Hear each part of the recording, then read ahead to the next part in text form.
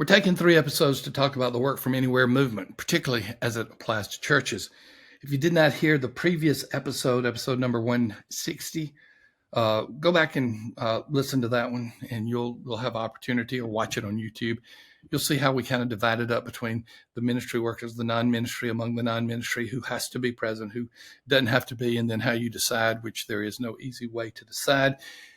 Which brings us to this point. I feel like I'm talking so quickly, but brings us to this point. Let's talk about the accountability when someone does not work on site. You know, most of my working life, I worked in an office. I was a banker. In fact, I probably shouldn't have done it, but I made my first loan when I was 14 years old. Made an automobile loan to someone. I still remember that person. I'm not going to call out their name because they're still living. But I made a loan when I was 14 years old. I was in a bank building. And I continued in the banking industry and worked in a bank in Atlanta, a bank in Birmingham. And I was in the office. The only time I was out of the office was to go call on a customer outside the office. And so working in the office was just what you did.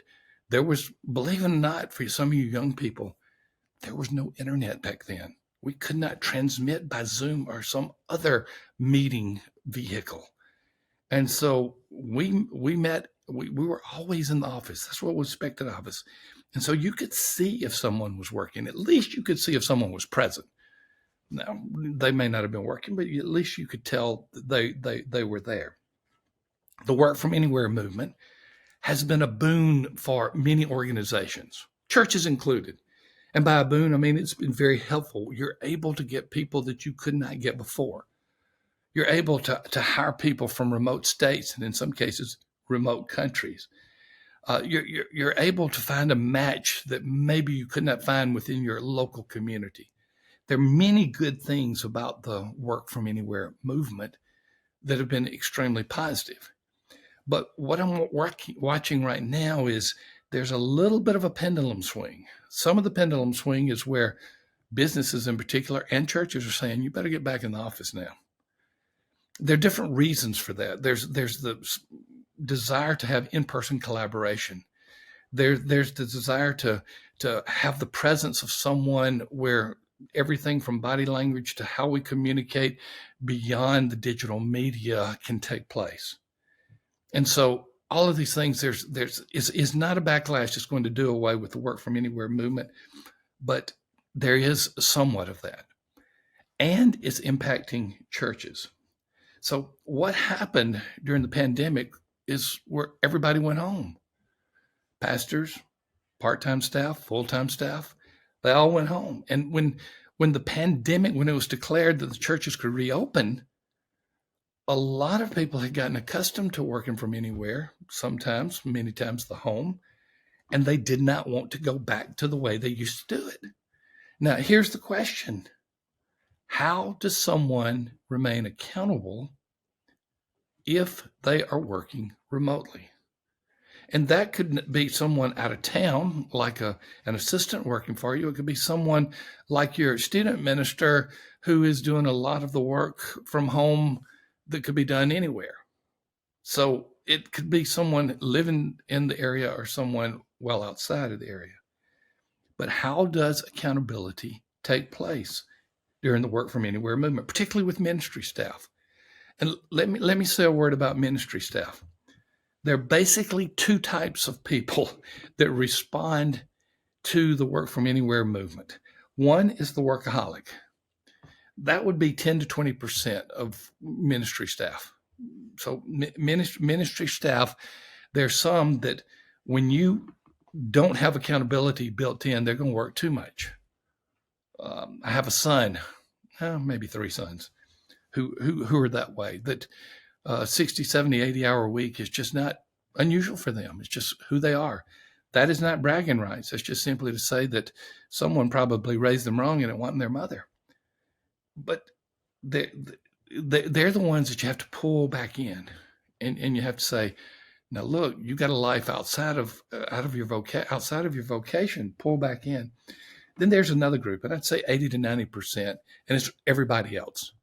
And within that, everybody else is not workaholics. You have some people that have balanced, and they're truly putting in the hours, but they're not workaholics, but they're putting in their accountable hours, and they're doing well. But also within that group are the slackers, and they're the people, because you're not watching them, unless you have some type of, I would hate the thought of having some type of computer monitoring that creates probably a whole another big brother type of attitude and feel.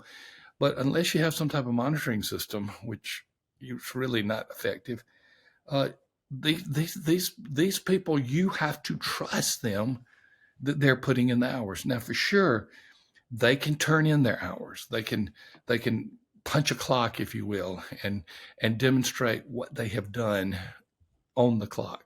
And maybe that's needed at times. I mean, maybe that is one thing that with some of the church staff that we need. But it's not just about the hours. It's also about the effectiveness within the hours. Once someone gets outside the accountability of people being around them, peers, supervisors, and others, once they get out of that, it's not that they just may work fewer hours. It may be that they work less effectively because they're not influenced or energized by the presence of others. So, what have we started encouraging church leaders to do?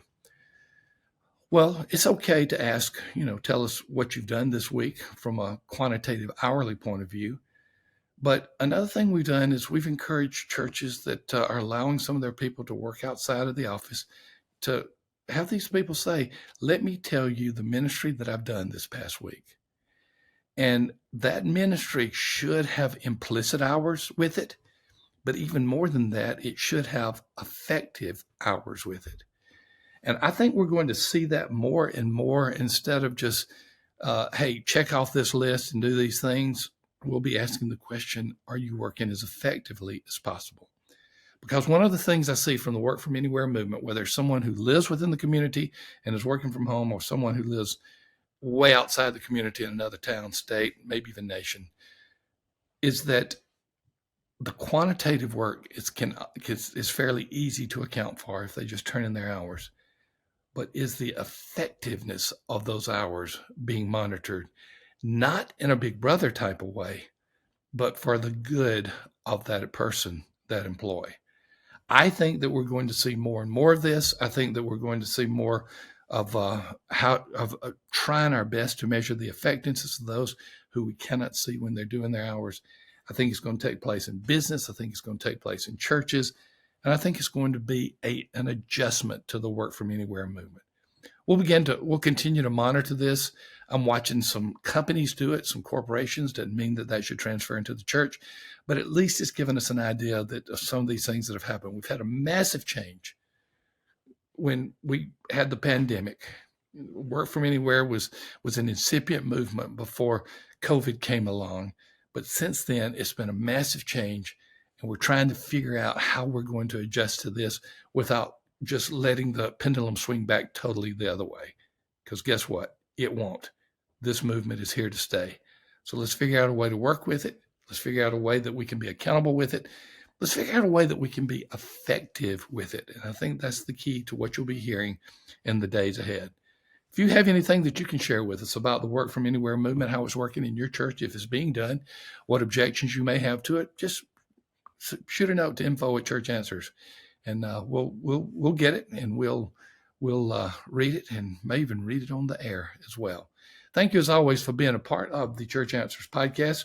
Remember, you YouTube watchers, those of you who are watching us on YouTube, subscribe to us. Give us a good thumbs up there. For those of you who are on your podcasting app, whichever it may be, give us a rating and review. Let the world know that we're here. And by the way, tell Cheney and Associates how much you appreciate them, and do so by giving them a call, because they are the accounting firm for the church. You need to get to know them. Boy, once the church starts working with Cheney and Associates, they do not leave. I'm grateful for them. I'm grateful for you. I'm grateful that we're in this new time and season where we can figure out what God is doing, and we can be his most effective disciples. I'm going to take one more episode of the Work From Anywhere movement, and I'm going to talk about cost savings in this movement. We'll talk about that in the final 3 episodes. I'll see you there.